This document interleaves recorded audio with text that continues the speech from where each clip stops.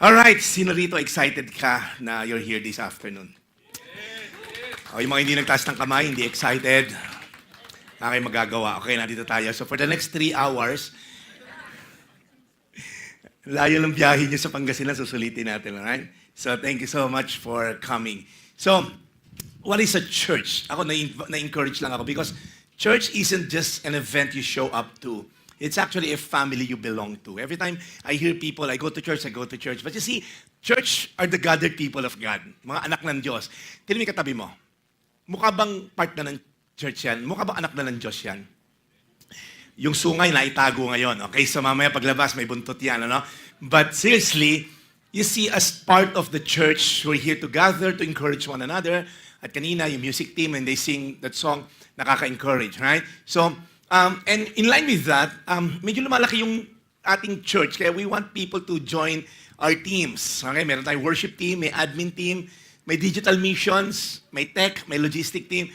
If you want to be part of this, gamitin yung talent nyo and all, please scan the QR code. Medyo, I was trying, ang ano ko talaga, when we started Anchor, parang it's purely sana digital lang. So we have our small studio, for the past 4 months dun sa Ortigas, and then ni Raid. Okay, so hindi yung studio ni Raid, yung compound, okay? So, nandito tayo ngayon, okay? Praise God. Maganda naman yung lugar. Ayan. Ano bang, okay lang ba yung brightness? Yan, sige. See? Yung mga, natin, mga technical natin, okay? So, sino dito mahilig ang kumanta? You can be part of the worship team. Sino sa inyo yung feeling mo, pag nasa banyo ka, ang galing mo kumanta? O doon na lang sa banyo kayo kumanta, wag na dito sa church, okay? Okay, so hindi kami tumatangga kasi baka kailangan mo mag-shower para makuha ka na rito. So, yung mga alto, sino alto? Joy, alto ka ba? Alto, no? Hindi, okay, alto, okay. Nandito kasi nanay mo, okay, no, okay lang kita. So, from Canada pa si mother, okay? So, if you can sing, or if you can play any musical instrument, ukulele, maracas, pwede na rin yan. And also, ito maganda to, yung tech team, you wanna be part of yung ginagawa ni Kuya Marvin, saka yung mga audio and video natin. Pero itong digital missions, mahalaga to. We need people sa social media management natin kasi marami tayong ginagawa sa online. Graphic designer, video editing, content planning, and then analyst and whatever, kung ano man yun. Alright, so ang gawin nyo lang, scan yung QR code. So, we've been doing a lot sa online. Ito kasi on-site lang to. Barely, ilan lang tayo rito. Mga 3,000 lang tayo rito, okay? Hindi, kunyari lang para sa mga nanonood. Laki pala ng venue. Okay, so may mga 40 lang tayo rito. Bilang na bilang ko kung ilang kayo eh. Kasi 100 yung dinala kong siopaw na toasted, ano? So, 60 na lang ngayon eh. Okay, so 40 lang kayo rito, okay? Unless may dumoble, si Dana kanina, 2. So, hindi, okay lang dumoble na lang, okay? Okay lang. Nahiya po, sa nanay mo na may isa. Marami nangyayari sa online, alright? In fact, meron tayong every Friday night na online. Like yesterday, we had one, yung Hangout Friday natin. So, how to join this WhatsApp community. Ang laki niya. It starts ng 8. Nagulat ako kasi may breakout room after lang ng mga 30-40 minutes of sharing and may kakanta si Phoebe and all. Merong mga testimony. Nagbe-breakout room. Supposed to be, it's a 15-minute breakout room. Alam niyo nangyari? Antok na ako, 11:00 na. May tao pa sa breakout room, hindi ko maisara yung laptop ko. So may isang taga-Canada, kachismisan yung taga-New Jersey. Hindi na chismisan, si Jesus pinag-uusapan nila. Tapos may isang taga-Marikina, nagkukwentuhan sila. Pumasok ako kasi ako yung host. Sabi ko, magsasara na po kasi yung laptop ko. Hindi ba kayo tapos dyan? Enjoy na enjoy sila. Parang mga kababayan, nagsasama-sama yan, okay? So if you wanna be part of that, ito po yung global community natin. Iscan nyo lang dyan. You'll be part of this global community natin sa WhatsApp. Nakakatuwa yan. Nasa Las Vegas ako the other week. Antaray, may ganun, may umapproach sa akin. Ay, Pastor Jeff, from London ako. Oh, wow, really? So, kumusta yung Queen? Okay naman po, Pastor. So, part siya ng WhatsApp. Nakita pa kami ron. So, parang sabi ko, okay yun Buti hindi ako nakita tumataya. Okay, so, nagsusugal pala sa Las Vegas, Nandun lang naman ako para mamasyal. So, ito yung mga WhatsApp natin. So, masaya siya, kulitan, and then nag-breakout room po yan. So, it's nice. And also, we have also mga couples natin. Anong tawag natin dito? 4 gifts of love. Yeah, kung paano maging in love sa isa't isa. Okay naman, yung mukhang hindi lang nag-aaway pero nag-aaway after nung Zoom. Kung sinabi ko sa'yo, umayos ka, di ba? So, mga ganon. You see, pero the point is this, okay? Pagka mga ganyan kasi, nagtatawanan kami, gandahan yung mga ngiti nyo dahil 5 million followers ni Pastor. You see, we want perfect shots sa mga picture, right? We live in a world na nire-reward pagka curated yung pictures, pagka yung pictures, alam niyo, controlled environment, maganda lighting, carefully edited version ng sarili mo. I just found out, ito tip ko sa inyo, sa Messenger pala, pwede ka na magpadala ng HD. Kunyari magsisend ka ng picture, libre lang tong tip na to. I-click nyo tong HD. O, taray, di ba? Kasi sinasabi nyo, pag nag-send sa Messenger, blurred yung mukha nyo. Di ba? Ang ganda ng picture kanina, ba't blurred ngayon, di ba? So, pag tinignan nyo, pwede na mag-send ng HD. So, we live in a world na we want curated, maayos, may filters. In fact, there's a news, husband filed for divorce after seeing his wife without makeup for the first time on their wedding night. Hindi ko alam kung totoo to, pero nakita ko lang sa news, di ba? Kasi nga, we've mastered the art of looking perfect sa Instagram, sa mga posts natin. Alam mo yun, hindi naman totoo minsan, right? So kumbaga, there's some things na gusto nating malaman ng tao sa labas, pero meron tayong mga tinatago na hindi dapat malaman sa public. Tama ba? Right? So, we crave for acceptance, pero there are things na hindi natin ino-open up. Sino dito yung mag-boyfriend, girlfriend pala kayo ngayon? Yan, si Rylan. Saka, okay? Okay, tama ba? Okay? So, maraming hindi alam. May kukwento ko sa tungkol kay Rylan. Lexi, ha? Okay? Kasi pag mag-boyfriend, girlfriend pa lang, hindi sinasabi lahat eh. Pag mag-asawa na, magkakagulatan. Ang baho pala ng paa mo, hindi mo sinabi. Pambihira, bambuhay kong amoy yung paa na to. Kami lakas mo pala maghilik. Sana in-inform mo naman ako na nakapag-earplugs ako. Sabi, di ba, nung napikot ako ni Grace, napikot talaga ako ni Grace. We just celebrated our 30th anniversary, di ba? So marami kong hindi sinabi sa kanya. Sabi ko, akala nga niya mayaman ako noon. Hindi niya alam na, hello, sobrang yaman ko, di ba? So, dinala ko sa probinsya namin. Sabi ko, lahat na nakikita mo na yan. Hindi amin yan. Okay? Si Mami Angie, inuunahan ako. Sabi na, pabalikin mo sa Bulacan to. Mamo, may ano yun eh, may latag yun eh, may punchline yun. Inunahan mo ko eh. So may mga sinabi, for me to be accepted, there are things na hindi ko sinabi kay Grace. Correct?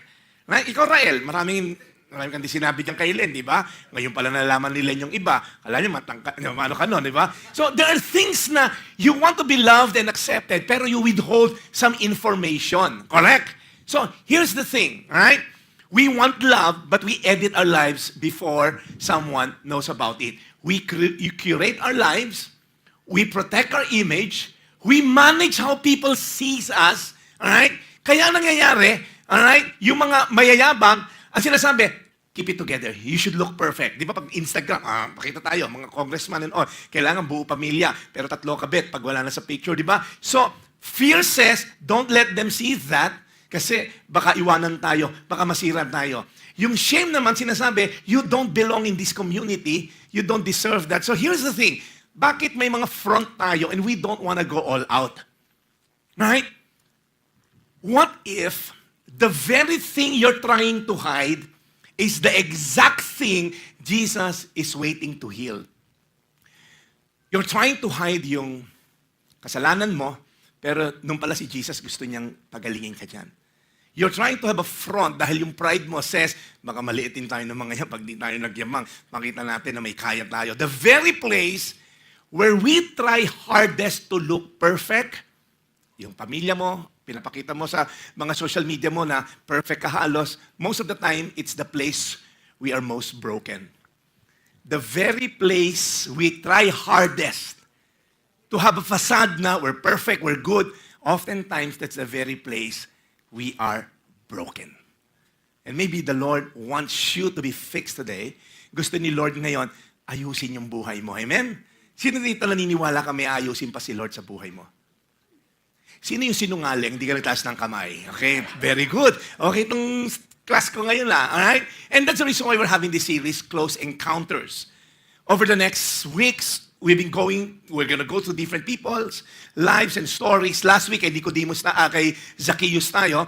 Today, we're gonna look at this woman. And here's what we're saying. Look up here. If you are in church, but not in Christ, you are in danger. You are in church, but you're not in Christ. You are in danger. You can spend your whole life in church. Pwedeng dito ka pinanganak sa church, dito ka bininyagan, dinedicate, dito ka kinasal, dito ka rin ibuburol sa church, and you can still end up in hell. Because church won't bring you to heaven. Jesus said, I am the way, the truth, and the life. So, ito po ang labanan. Maaaring active ka sa church, pero hindi mo na-encounter si Christ. So, be careful na active ako sa church. So, unang-una, wala namang simbahan na physical noong unang panahon. They just meet in houses. So, kung akala mo, pagpunta ko ng Anchor, pagpunta ko ng Victory, pagpunta ko ng CCF, pagpunta ko ng JIL, whatever church you're part of, going to a physical church won't turn you into a Christian. I-try mo. Sino rito, kakakain mo sa Jollibee, naging burger ka na? Tingnan mo yung katabi mo. Pastor, mukhang burger pag dumighay eh. Pero, di ba, anybody here, kakakain mo sa KFC, mukha ka ng manok? Hindi ka nagiging manok kahit araw-araw ka mag-KFC. So if you think that you're gonna be a Christian simply because you're attending a church, no. You can be in church but not in Christ. And you're gonna be in great danger. And today, we're going to look at the story of this woman in Luke chapter 7, verses 36 to 50. A sinful woman who's been forgiven. Sobrang ganda ng kwento na to kasi her great love was because she was forgiven much, sabi ni Jesus. So, itong babae na to na hindi pinangalanan, don't be parang doon ko kayo ma-confuse kasi tatlong incidents to, iba-ibang sitwasyon na iba-ibang babae. Isa, inanoint si Jesus sa oil, sa ulo, yung isa sa Bethany, yung isa pinangalanan Mary Magdalene, but this is another woman. And we're going to talk about worship. And what we've been saying is this: proximity doesn't guarantee intimacy. Hindi ngunit malapit ka kay pastor, malapit ka sa church. You can live in church, pwede tumira ka sa church, and never be intimate with God. So my point is this: don't ever assume that you're doing your quiet time, you're doing whatever you're doing in terms of religious duty, that you're gonna be intimate with God. Alright? Church attendance won't bring you to heaven. But I'm glad you're here today. So kung pagod ka na parang 20 taon na ako nag-church, ba't hindi mabago-bago itong masama kong ugali? Ba't hindi pa rin magbago-bago itong asawa ko? Pinalitan ko na, nakatatlo na akong asawa. Hindi pa rin sila magbago. Malamang ikaw ang common denominator ng tatlo, okay? Ikaw ang dapat baguhin, okay? Kaya iba ayaw na mag-asawa, di ba? Dahil nakita sa mga magulang niya. So look up on the screen. We're gonna entitle this sermon, When Worship Gets Messy. When worship gets messy. Right? And hopefully, pagkatapos ko mag-sermon, after 3 hours, nagulat ang pangalan ng kasama niya, JC? CJ. CJ, sinabi ba sa'yo na hanggang 8 p.m. tayo rito? Very good. Kaya may siopaw kasi, yan, pag kinain mo yan, maliit lang yung toasted siopaw, lumalaki yan. Okay, so, kaya yung nakadalawa kanina, lako, good luck. Hopefully, by the end of the sermon, right, we will understand, number one, why your deepest shame could become your greatest worship. Yung ikinakahiya mong malaman ng tao, yung kinakahiya mong malaman ni pastor, yung kinakahiya mong malaman ng mga anak mo, yung struggle mo can become your greatest worship to God. Pilit kong tinatago to eh. Yung fear mo na tinatago mo, nagpo-project ka na you are, mga 20th century kind of woman, ito, ganito, may mga pinoproject ka na malakas ako. Maybe your deepest shame could become your greatest worship. Hopefully, by the end of this sermon, we'll understand why real encounters with Jesus, listen up, they're never cheap. They're always costly. You want to encounter Jesus? It's costly. Now, pwede ka namang you'll go to the motion. Attend ka ng church, puno-puno ka ng galit sa biyanan mo. Sino dito may biyanan? Oh, good luck. Len, hindi ako tumingin sa'yo, ha? Alam mo, boss, hindi ako tumingin kay Len, ha? Baka, Gerald, ha? Kilala ko yung boss mo. Di ba yung... kasama kasi yung biyanan. Joke lang po yung mga biyanan dito, no? Kasi si Arja, kasama yung biyanan. Si Apple, kasama yung biyanan. Yung biyanan ko, buti hindi napunta ngayon, okay? So, but here's my point. Gusto mong magka-encounter kay God? Para hindi cheap ma-encounter si God. It will cost you. Might be your pride. Mamaya pag-usapan natin yung hebo, no? Para sa iyo ito eh. So, hopefully, by the end of this sermon, we will understand why holding back may be the very thing that keeping you stuck. So, I've been pastoring for the past 17 years. I've seen members namin all the way sa previous church ko hanggang ngayon. Parang yung buhay ganun pa rin. Sabi ko, grabe, hindi ba ito? Yung parang nakita mo yung buhay. Lumaki na yung mga anak, naging kumpare mo na nga iba. Parang, hindi ba nagbabago? On the outsider looking in, hindi ba niya gets yung gospel? ganun pa rin siya mag-react. Ganun pa rin mga post niya. And naiiwan na dun sa stuck of just doing religious church duty na burn again. So be careful. So hopefully, pagkatapos ako mag-sermon ng 8 p.m., we will learn why holding back may be the very thing that keeping you stuck. 3 things. Number 1, let's talk about the broken worship of this woman. Real worship begins where pride ends. Sino dito ma-pride ka? See? Wala. Kasi nga ma-pride kayo. Ikaw yun, pastor. Issue mo yun. Dadamay mo pa kami, di ba? So alam ko naman walang ma-pride dito dahil puro kayo sinungaling. But here's my point. You wanna experience? Hindi, joke lang. Alam ko, mga perfect na kayo. In fact, tinatanggap lang dito sa Anchor, mga perfect. I'm talking to the people doon sa screen, okay? Naka-duster na blue, si Manang, kayo po yung makasalanan, okay? Dito pa wala. Bago makapasok dito, may pan-check kami kung makasalanan o hindi. Kaya perfect lahat dito. Whew, Lord.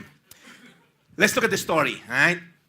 When one of the Pharisees invited Jesus, this is quite interesting. A Pharisee invited Jesus to have dinner with him. Now, Jesus went to the Pharisee's house and reclined at the table. Now, we don't know exactly but in-invite nung Pharisee, pero ito kasi gusto nila yung mga celebrity. Si Jesus, sumisikat na. So yung Pharisee, in-invite ko yung sumisikat na teacher, yung rabbi na Jesus. So maybe out of obligation because he's a synagogue leader maybe. Pero alam natin hindi siya all out na gusto niya talagang makita si Jesus. No, that's not the case because later on, we'll find out. Now, sabi dito, he went to the Pharisee's house and reclined at the table. Reclined, kasi sinabi niyo, ba't naka-recline, nakahilata? Kasi kung mag-isip tayo when you're reading the Bible, pinapagana natin yung modern day natin na picture. Ganito itsura niyan, noong panahon nila Rael. Ganyan po kumakain ng mga tao, okay? So, ito yung itsura. Yung first century Jewish culture, a formal meal sa Pharisee's house, dahil mayayaman sila, was a semi-public event. Pag nag-host ang Pharisee or yung mayayaman, it's an open courtyard. And we've seen this. Yung mga, may makikita pa tayong mga ganito. Pag sinama ko kayo sa Israel, nahukay pa yung mga lugar kung saan sila kumakain, where guests reclined in these low couches. Ang tawag dyan, triclinium arrangement. Ibig sabihin, pa U-shape. Okay? Triclinium arrangement. And here's the thing. People, onlookers, bystanders, pwede sila mag-observe. Hindi sila pwedeng kumain. Kung mga PG lang sila, nakaganon lang sila. Tinan mo yung Pharisee, oh. And they wanna learn, they wanna, pag kukwento, ganun pala silang kumain yung mayayaman, ganun. So, ganito yung itsura niya nung si Jesus. And then nakahiga silang ganyan pag kumakain. Gets? Hindi yung parang inisip nyo may table. Paano pumunta yung babae sa paa ni Jesus, nakasuksok sa ilalim ng table? Ganyan yon. Para lang magka-mental picture kayo nung ginawa ng babae. And behold, a woman of the city, hindi po siya mayor, hindi siya city mayor, hindi siya si Yorme, okay? Hindi siya si Kapitana. A woman of the city, it says here, who was a sinner. Di relate agad lahat tayo. Merong babae na kilala, notorious sinner. In fact, the word that was used here, hamartolos, it means one publicly identified with ongoing moral failure. Hindi siya yung, ay, dati nagkasala yan, oh, parang 10 years ago nagnakaw yan, di ba? No. Ano siya? Babaeng mababa ang lipad. Kalapating mababa ang lipad pala. So, prostitute siya. Pag may mga day off na prostitute, tinatawag siya dahil siya minsan ay substitute. So, pag tinignan nyo, kilalang siya na morally, talaga tong babae na to, she was a sinner. Okay? When she learned that Jesus was there, reclining at the table, means kasama yung mga Pharisee sa Pharisee's house, may dinala siya, may kinuha siya sa bahay. An alabaster flask of ointments. And later on, we're going to talk about that. An alabaster is an heirloom. It's a costly piece of possession. Ba't niya kinuha yon? So, tingnan muna natin. As she stood behind him at his feet, weeping. Again, we cannot picture this kasi tayo minsan, yung iyak, ganun lang. Hindi. Yung word na weeping dito talagang humahagulgol. Una, uninvited siya to enter the table. Sila nasa outer courtyard lang sila. Nanonood lang sila pag kumakain yung mga bisita. Pero this woman, naglakas loob, pumunta sa paanan ni Jesus, and invited. This was socially scandalous during the time. Kasi kilala siyang prostitute. Alright? So ngayon, biglang lalapit siya sa loob ng bahay sa courtyard, and then he will stand at the feet of Jesus, and then she wept. Sobra. Yung hagulgol niya, matindi. Okay? This wasn't just a single tear. Naiyak. No. Umiiyak siya, bumabaha ng luha sa paanan ni Jesus. Listen up. You can worship without weeping, but you can't worship deeply without breaking. This woman was so broken. Yung iyak niya, hindi ko ma-describe dahil hindi ko pa na-experience to, yung hagulgol niya. In fact, pag tinignan niyo yung hagulgol niya, she began to wet Jesus' feet with her tears. Na-experience niyo na ba yun? Sino rito yung na-experience niyo na ginawa ng mister niyo, yung may ginawa, tapos magulgol ka lang matindi, tapos nagulat yung mga anak mo, Ma'am, bakit bahado sa kwarto niyo? Meron mangyayaring gano'n. Yung pagbukas may tubig, di ba? Mabi, alam mo yun, nangyari na sa'yo, di ba? Ang tindi nun, ang alat nun, di ba? Now, hindi naman siguro overthinking na ang weird ng imagination ko eh. Si Jesus, hindi binigyan ng tubig kasi panghugas. Mamaya sasabihin niya, hindi pinahugasan yung paa niya. Graba pa yung daanan nun. So nagpuputik yung paa ni Jesus. Yung hagulgul niya, puro putik ni paa ni Jesus sa iyak niya, tapos pinupunasan pa niya ng buhok niya. Now, look at the picture. The text here, tears began to wet. The word is brekane, right? It's used for heavy rains. Pag merong bekane. Okay? Bekane naman bumaha. Okay, parang ganon. Okay? Bekane naman bumaha. So, parang ganon. Okay? So, it suggests volume, intensity. She wasn't just dabbing her eyes. No. She's flooding Jesus' feet. Right? Ang term dito ng brekane, it means to rain upon or to drench. Hindi ko alam kung paano umiyak ng ganong karaming luha. Pero she was so broken, nung nakita niya si Jesus, yung hagulgul niya. Tapos, syempre, scandalous na dahil, ano ba yan? Customer ba to ni Jesus? Hindi nagbayad ba si Jesus or something? Tapos, hinahawakan niya pa ni Jesus. She wiped them with her hair. So si Jesus, yung paa, puro alikabok, ngayon nabahan ng luha, pinunasan niya ng buhok niya, and then kissed them. Again, when we read the Bible, you have to go to the culture that time. 2,000 years ago, no one just flipped their hair. Yung mga buhok na nakikita sa mga babae yan, scandalous yan kung panahon ni Jesus. Dapat lagi nakatago ang buhok. Nanonood ba kayo in The Chosen? Yung mga buhok lagi nakatago. Pag nakalaylay ang buhok, prostitute ka. Most of the time. Pag nakalaylay ang buhok, meron kang ginagawa sa mister mo na hindi maganda. In fact, it can be a ground for divorce. Kunyari, lumabas ka ng bahay, nakalimutan mong maglagay ng tibabal. Oops, i-divorce kita. Ba't ka naglaylay ng buhok? Alright? So for a Jewish woman to unbind her hair in public, it's an act of profound shame. It's a ground for divorce. It's a sign that you lose honor. Yet she voluntarily disgraced herself. Wala siyang pamunas. Nagpuputik na yung paa ni Jesus. Umiyak pa siya na umiyak. Nakuwi ko sila, Peter, sila dyan. Ang drama na to. Di ba parang, you see, ito yung verse na binasa ko rin kanina. Well, hindi pa pala to. The sacrifice you desire is a broken spirit. Talking about God. God, yung gusto mong sacrifice is not the lambs and the animals. No. What you desire is a broken spirit. You will not reject a broken and repentant heart, oh God. Have you ever come to God na, alam mo meron ka maling ginagawa, pero ang hirap i-offer kay God. Alam mo na si God, yun yung gusto. Anybody here, meron ka in-invite sa bahay, sino-showcase mo yung bahay, tapos may isang lugar na ayaw mo papuntahan sa bisita mo. Ay, huwag dyan, huwag pakialaman yun. It's as if we're welcoming Jesus sa bahay natin. Jesus, welcome ka sa lahat. Pero huwag dyan, Jesus, marami kang makikita dyan. Huwag dyan, naku, Jesus, huwag ka dyan. Nakalak yan. Sabi ni Jesus, yan gusto kong pasukin. Because sometimes we open our lives to Jesus. Yung mga gusto lang natin makita ni Jesus. Pero yung tinatago natin kay Jesus, as if matatago natin. When no one is watching, when no one is looking, kumusta ba yung puso natin, kapatid? Unless we come to Jesus like this woman, we will never experience the depth of His grace until we're willing to expose the depth of our need.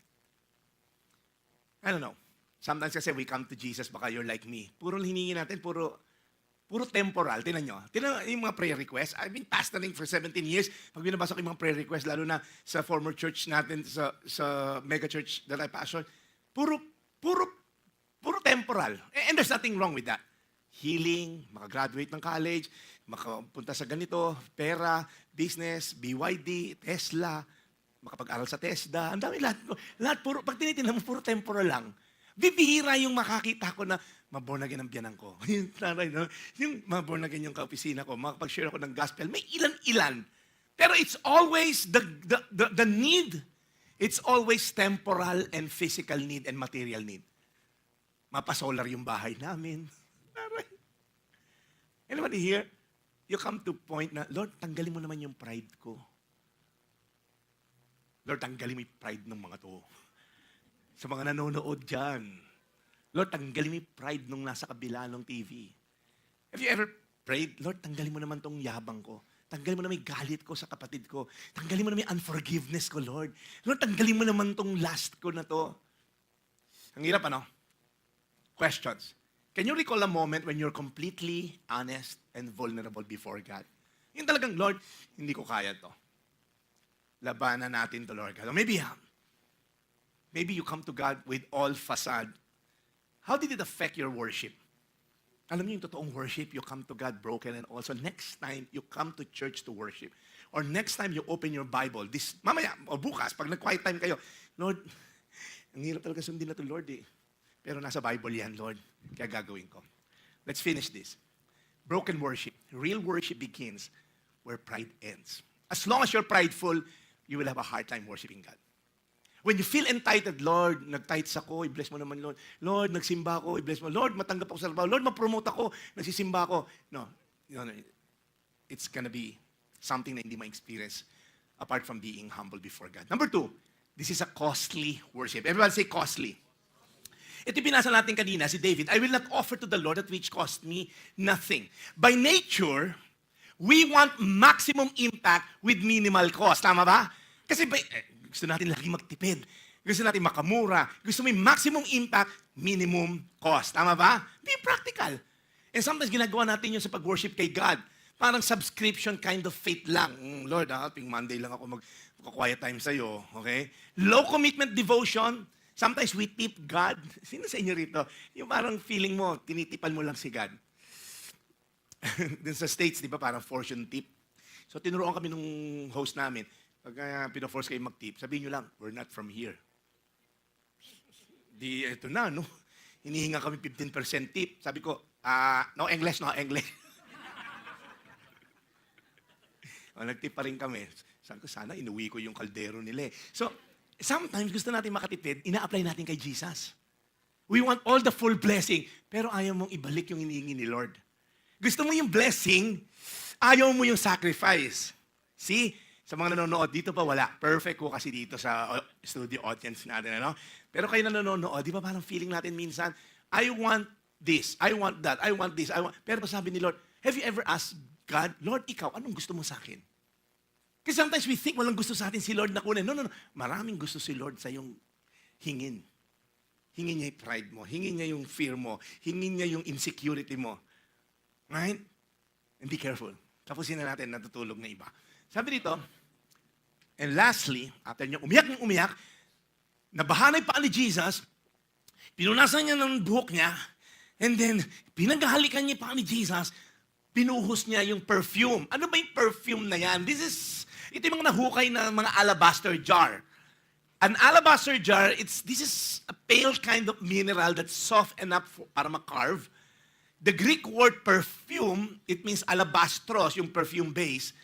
And makikita natin to, this is very expensive. Luxury item po ito. It's often a family heirloom. Minsan dowry equivalent. Gusto mo magpakasal, magbigay ka ng alabaster jar. It's worth a year's wage. Sabi nga nung isang version sa gospel, sinayang. Kasi isang taon daw to na sweldo. 300 dinari. You know what day's wage ngayon sa NCR? 695 pala na-realize ko. Okay? So imagine, 695 times 300. Anong sagot, Trina? Sino makakasagot? Namimigay ako eh. Kanino ba itong keyboard na to? Ayan, natatalino na mga to. Tama, 208,000. Mali ka pa, Marvin. Yung perfume na yon worth a year's wage, modern day, ang liit-liit na yon, it costs like modern day 208,500.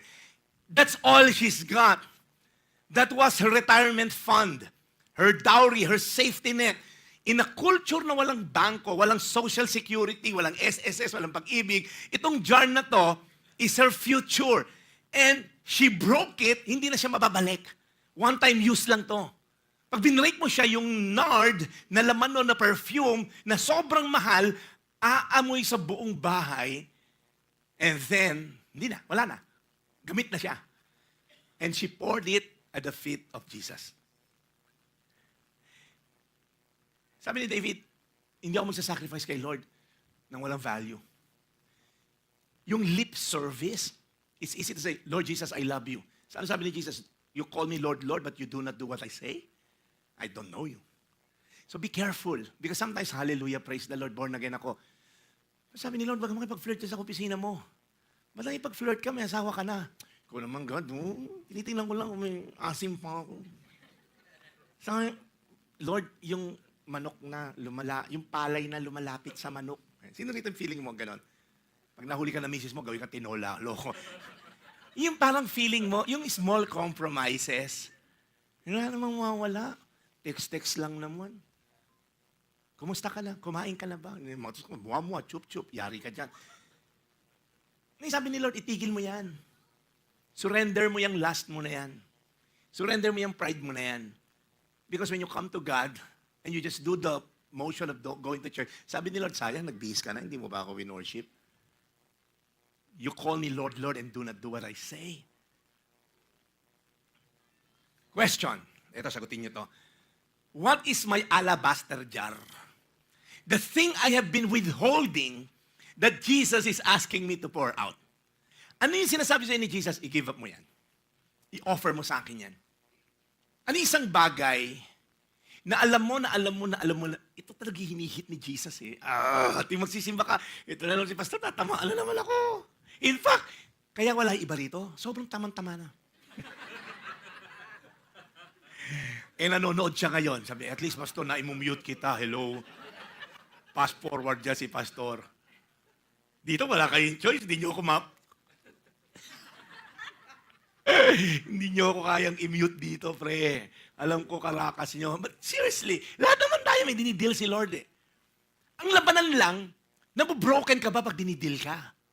Or you have this facade. And here's the thing, we try to justify paminsan. Pastor naman, nag-church naman ako ah. Lalo yung mga kabataan dito, God has so much in store for you. Don't ever allow compromises to destroy the destiny God has for you. Malayo mararating nyo. Ngayon palang isik nyo na si Lord. Hindi nyo na gayahin yung mga ginawa namin nila Junjun. Si ba masasama rito? Kuya Don. Si Marbit. Sama to. Lumaki ng Macau to. Hindi nyo na danasin yung mga pinagdaanan pa namin na nag-trial and error pa. Ngayon palang gawin nyo na ng tama. So yung mga bata rito, si Rap, si Ice pala. Gawin na natin to. Ano yung alabaster jar? Lastly, tapusin ko na. Ako yung pagod na. Now, when the Pharisees who had invited Jesus, nakita, tingnan mo nga naman, kung prophet talaga yan, Jesus na yan, dapat alam niya kung anong klaseng babae yan. Di ba?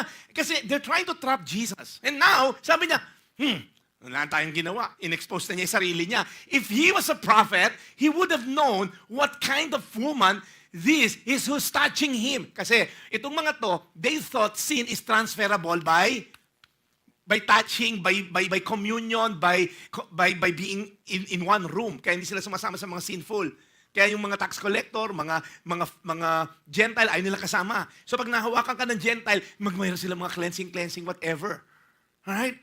So sabi niya, kung prophet yan, edi sana alam niya na yung babae na yan was a sinner. Maybe at first, he gave the benefit of the doubt kay Jesus. So maganda yung mga turo niya. Pero ngayon, wala na na-expose na. Makukulit yung mga Pharisees na to eh. They emerged as a distinct group shortly after the Maccabean revolt noong 165 BC. So 165 years before Jesus was born, na-birth tong mga to. Yung mga Pharisees. Ang kaaway nila, yung mga malulungkot na grupo, yung mga Sadducees. They're Sadducees. Di ba? Kalaban nila yon, yung Sadducees, Pharisees, silang mga scribe, pero lahat sila nag-unite para labanan si Jesus. So may mga instances, magkakasama sila kahit magkakaaway para maipin lang si Jesus. And this is a perfect moment. Humawak siya ng sinful woman, either kliyente siya na to, alright? Or talagang hindi siya prophet dahil hindi niya natunugan na masama to. And Jesus, answering, said to him, kasi si Simon, iniisip lang niya to, Hindi niya binoise out. Eh si Jesus, nababasa yung utak ng tao, di ba? So, kaya yung mga nandito natutulog, pasok ni Jesus. So, sabi ni Jesus, sama nang iniisip na to si Simon. Si Simon yung, hindi to si Simon Peter, Simon yung Pharisee. Sabi niya, Simon, I have something to say to you. Ang sabi naman nila, say it, teacher. Alright? So, pag-usapan natin the root of worship. It's costly. It's a broken kind of worship. Tingnan natin yung root ng babae na to. Bakit siya ganun mag-worship? He was forgiven much, loved much. Right? Tingnan natin. A certain money lender had 2 debtors. So, kinuwento niya, Simon, may kwento ako sa'yo. Merong isang mayaman na merong 2 taong may utang sa kanya. Yung isa, 500 denarii. Okay, that's around 350,000 pesos. At yung isa, 50 lang na denarii. Pareho may utang. Ang ginawa ng mayaman, kinansel lahat. Oy, ikaw, 500. Ikaw, 50. Wala na kayo parehong utang. Okay? Pirmahan ko yan, debt-free na kayo. Now, sino sa kanila will love the person na nagpatawad sa kanila? Sagot ni Simon, ang dali naman ang tanong. I suppose, the one who had a larger debt. Ang sabi ni Jesus, you have judged rightly. So, si Simon, tinitingnan yung mga kasamahan niyang Pharisee, kumikindat pa. Dali naman ang tanong. Kaya ko to, and all. So, akala niya, naisa na niya si Jesus, and now, nirebuke na siya ni Jesus. Turning towards the woman. So yung babae, iyak ng iyak, mabango na yung buong paligid, he look at the woman. And then sinabi niya, you know what, Simon? Do you see this woman? Alright? I entered your house, hindi mo ko binigyan ng water for my feet, which is basic, customary hospitality. Kasi po, graba yung mga daan nun, wala namang highway, wala namang Uber nun, sila Jesus, lakad ng lakad, madudumi paa. So kung papasok ka sa bahay, may hugasan ng paa doon. Hindi nila inofera si Jesus, nang bastos ang dating. You offered me no water for my feet, but she has wet my feet with her tears and wiped them with her hair. You gave me no kiss. Yung kiss nila, yung pag-welcome, it's a practice. Shalom, shalom, shalom, mga 3 times and all. But from the time I came in, she has not ceased to kiss my feet. So sinasabi, ikaw Simon, kasi nabasa ni Jesus na ina-accuse mo to, na sinner and all, tapos, you did not anoint my head with oil. So, nilalagyan ng anointing oil, yung mga bisita, para ma-freshen up, para mabango and all. And then, sabi, she has anointed my feet with ointment. Therefore, I'll tell you, Simon, yung mga kasalanan niya, which are, by the way, many, they're forgiven. For she loved much. But he who has forgiven little, right, has little, loved little. So, listen up. Forgiven, this woman was forgiven first, then responded in love. Her tears are result of prior forgiveness. So apparently, this woman, kilala niya si Jesus. Napatawad na siya. Tingnan nyo ha. She was forgiven, that's why she loved. Oftentimes, balik kasi tayo eh. Mamahalin kita, Lord, patawarin mo ako. Baliktad, pinatawad ka ni Lord at your worst. And then you respond, Lord, how can you forgive me? Paano mo ako mapapatawad? Sobrang dumi ko, sobrang sama ko. Yun ang experience ng babae. Minahal siya at her worst.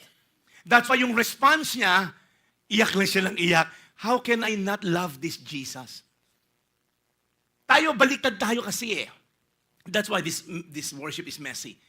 Yung tears niya are evidence, hindi payment for her sin. Jesus, listen up, this is very important. Jesus is not moved by emotion. He is moved by faith. Minsan kasi sobrang emotional tayo, parang feeling natin si Jesus, mapapansin tayo. He looks at the heart. You can be too emotional. Nadala ka ng kanta ni Rylan, iyak ka ng iyak, pero paglabas mo, parang wala nangyari. Nadala ka na ng emosyon, but Jesus is not moved by emotion. He's moved by faith.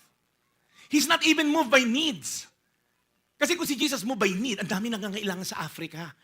But Jesus is moved by faith. A mustard seed of faith. We were praying for Ate Pinky the other day. Si Ate Pinky, pinakaba kami na to. Hinimatay na naman, kakasimba lang doon sa last Saturday. Pero while we were praying, and a lot of people are praying, and now she's here, because alam niya, pinagaling na siya ni Lord. Tama ba, Ate Pinky? Halalabas lang niya ng Medical City. May dextrose pa nga kanina eh. Pero her first agenda, mag-worship kay Lord. Kasi alam niya, pinagaling na siya ni Lord. Pero yung result, darating pa lang. But it doesn't matter. Kasi naniniwala siya, pinagaling na ako ni Lord. Faith is being sure of what you hope for, and you're so assured and certain of what you do not see. Kasi hindi siya to see is to believe. No. To believe is to see. Maniwala ka, mangyayari. Hindi yung, gawin mo muna, Lord, maniniwala ako. Payamanin mo ako, Lord. Sige, mag-worship ako sa'yo. Magta-tithes pa nga ako. Gusto mo, 20% pa. Payamanin mo lang ako. Hindi mangyayari yun. That's why be careful. Forgiveness produces love, not the other way around. Akala kasi na iba, ay, mapagmahal yung babae, kaya pinatawad ni Jesus. Baliktad. Remember the story? Nung nakita niya si Jesus, nandun, uwi ako, kukunin kay Alabaster Jar ko. Nagkita na sila kasi ni Jesus prior to this. She heard about the forgiveness of Jesus. She was forgiven by Jesus. You see, love is not the requirement for forgiveness. It is the evidence of forgiveness. Kaya minsan hindi natin mahal si Lord. Kasi parang feeling mo, hindi mo naman kailangan yung forgiveness ni Lord eh. We don't love to be forgiven. We love because we are forgiven. Tingnan niyo yung verse. Therefore I tell you, her sins, which are many. Another point, awareness of sin determines the depth of love. Pag hindi ka aware na you're sinful, hindi ka aware that you need the grace of God, you will never really appreciate God. When you come here na, hindi mo naman tulad ng katabi ko, talaga mukhang makasalanan to, mukhang addict to eh. When you try to compare, tapos feeling mo ikaw wala, you see, the awareness of how much she was forgiven produced how deeply she loved. Kaya gusto ko lang kayo encourage as a pastor, I hope you do not come here na parang it's just a Sunday thing again. No, pag uwi mo, Lord, ano ba talaga, Lord, gusto mong baguhin sa akin? Yung galit ko sa biyanan ko, yung galit ko sa asawa, yung galit ko sa kapatid ko, yung galit ko, ano ba yung gusto mong baguhin, Lord? Kasi kung hindi mo di-deal yun, wala lang, you'll just go with the motion. Ulit-ulit lang, nasisira na yung buhay natin. So let's finish this. Kaya minsan mababaw yung worship ng karamihan. Hindi dahil konti yung kasalanan nila, kasi konti yung awareness of the need for the grace of God. Remember the prodigal son? God's grace doesn't wait for you to get your act together. It runs to meet you exactly where you are. I love the picture lagi ng prodigal son. Pag may kasalanan ako kay Lord, Lord, patawarin mo naman ako, Lord. Yung grace niya, never a man of authority runs. Hindi tumatakbo ang man of authority. In the story, the father ran to the son. Never nangyari. Sa history, a man of authority will run, lalo na makasalanan yung anak. In the story of prodigal son, the dad ran to meet the son. Can't wait to hug his son. As sinful as he is. Diba, nagpakain siya ng baboy. Siya yung unang amboy. Amoy baboy. Talaga siyang amoy baboy talaga. Amboy talaga to, hindi American boy. Amoy baboy to, pero tas niyakap. Tapos magsasalita pa yung anak, yung salita, ibalik mo yung ring, yung robe, yung sandals. Let's end. 1 John 4:19. Tingnan mo. Kala mo, mahal mo si Lord? Hindi. We love because He first loved us. Huwag kang magyabang, Lord, mahal kita kaya dito sa katabi ko. Hindi mo mamahalin si Lord kung hindi niya initiate. Ikaw na nandito ngayon, kaya parang in love ka kay Lord kasi una kanyang minahal. Kaya ngayon parang excited ka umattend ng 4 gifts of love. Di ba? Wala ang absent si Hebo. Oh. May award ka sa akin. Di ba?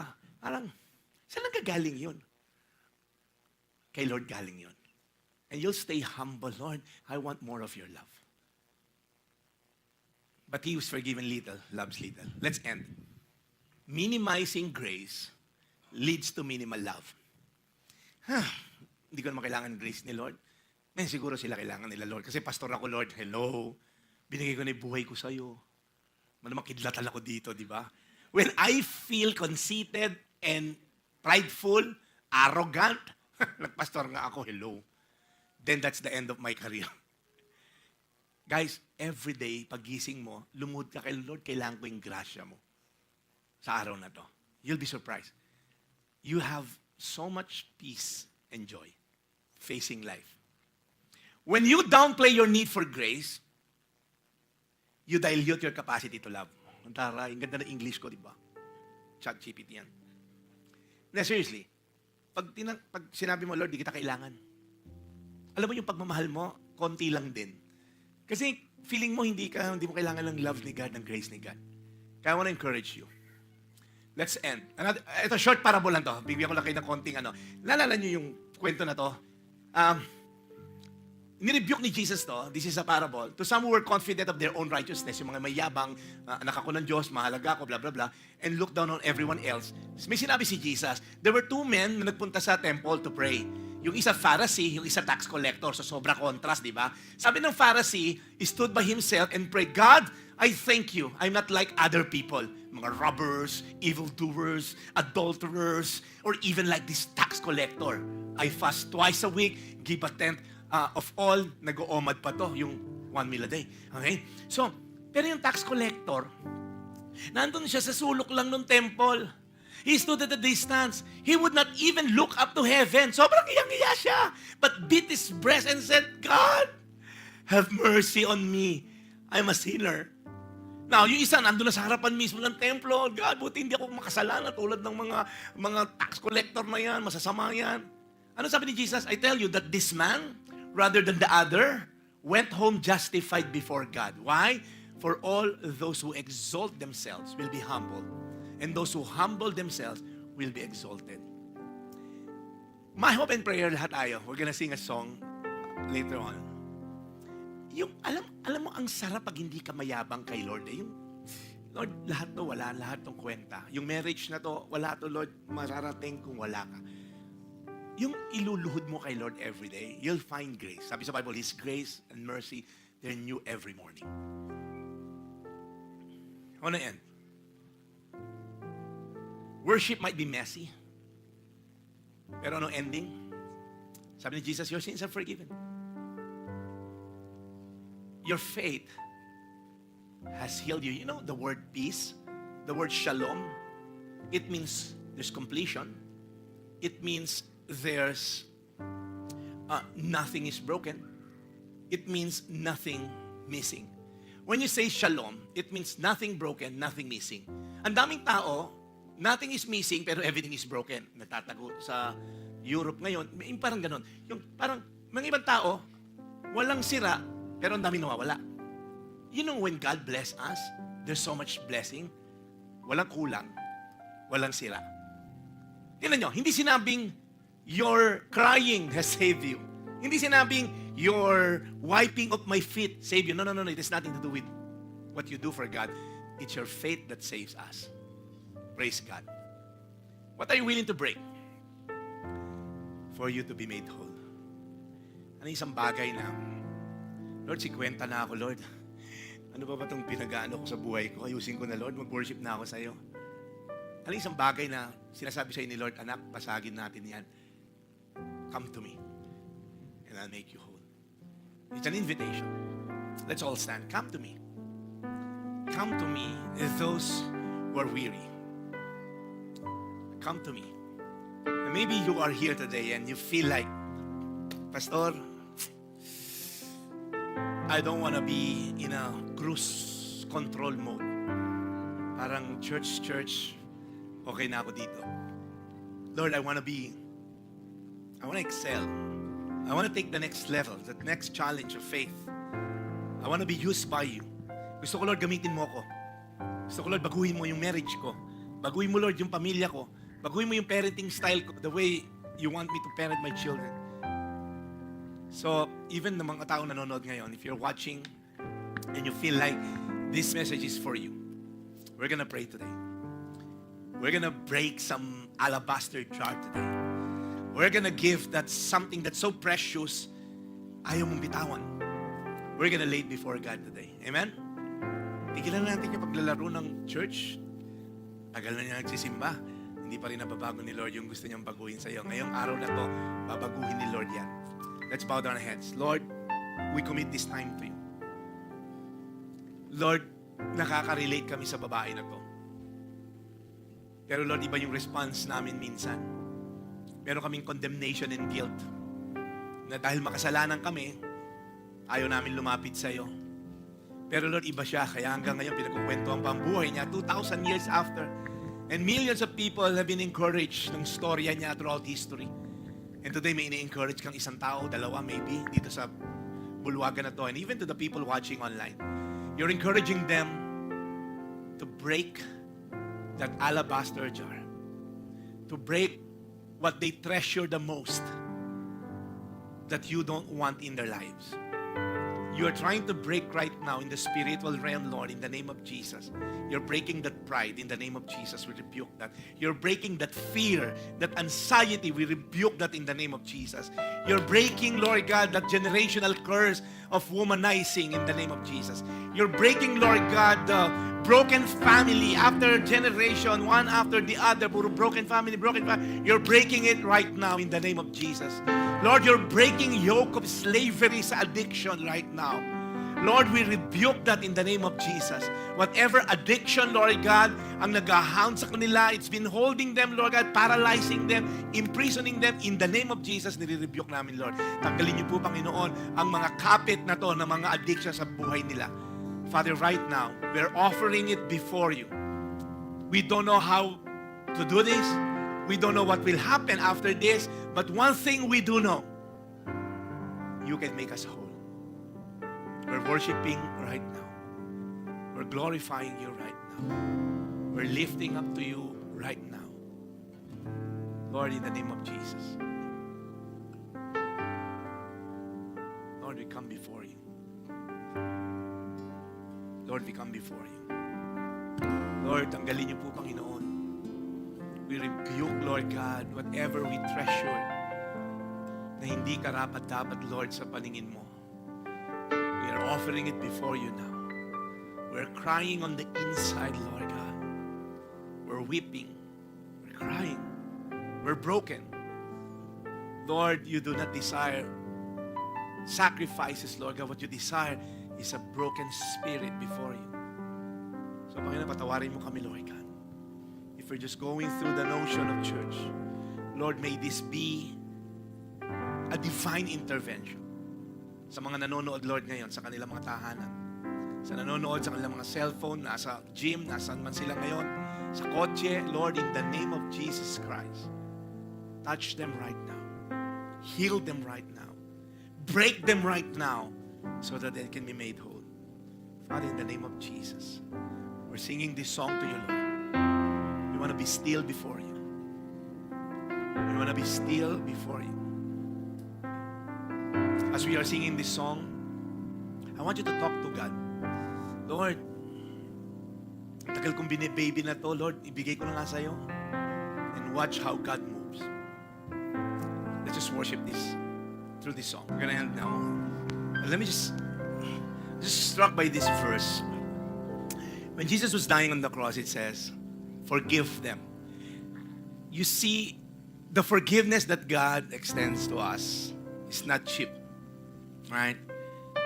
It costs the life of His one and only Son. Para lang ikaw ma-forgive. Kasi sometimes we tend to downplay yung forgiveness ni Christ kasi mapagpatawad naman siya. But for you to be forgiven, for that to be made possible, Jesus needed to die at the cross. So yung forgiveness na binibigay sa'yo, hindi siya cheap. Hindi siya, God naman siya, yung patawad siya. No. He had to go through this so that your forgiveness will be made possible. I don't know about you, but sometimes we tend to overlook the grace of God. Diyos naman yung mapagpatawad niya. And sometimes you see mga tao dun, ini-interview sa TV, mabait naman si God, mapagpatawad siya. They thought that God's love is, parang inugot lang sa kawalan. No. Jesus needed to die para mapatawad ka. If He didn't die on the cross, hindi kanya pwedeng patawarin. Because somebody needs to pay. He paid the sin that we owe to God. Kaya next time you feel like, God naman yan, patawarin mo lang ako sa kasalanan ko. Para minamaliit natin. No. He died on that cross. And He said, forgive them. For they're clueless what they're doing. And I want to encourage you today. If there's something in your life that needs forgiveness, if there's something in your heart today that needs, or maybe you need to forgive someone, bear in mind it's costly. Salvation is free, but it costs so much to the giver. It costs His one and only Son. So, ako lang, parang, I'm old. This is my what? This is my third church I'm pastoring. And I don't wanna just go with the motion. Magpastor na lang. Wala mga ibang pwedeng gawin. Ang dami kong pwedeng gawin. So when I was talking to God, will I pastor a bunch of consumer? That's why we don't open, this is not being announced on my social media because we don't want people to just come here from another church and just transfer here. We want to reach people for God because we believe we're not designed to consume a Sunday sermon. We're designed to go out there and be the salt and the light in this dark world. Kaya ang dasal ko lang, yes, we come here on a Saturday, pero I dismiss you on a Saturday din as well. And be a blessing, reach out to many people and share the goodness of God. Amen? Don't be a consumer Christian. Yung consume ka lang ng consume, yung 30 years ka lang Christian, kabisado mo lang naman yung sinikunento ko pero nothing's changing in your life. There's no evidence of transformation. You know, if you are overflowing with God's love, you cannot help but overflow with God's love. It's either you have it or you don't.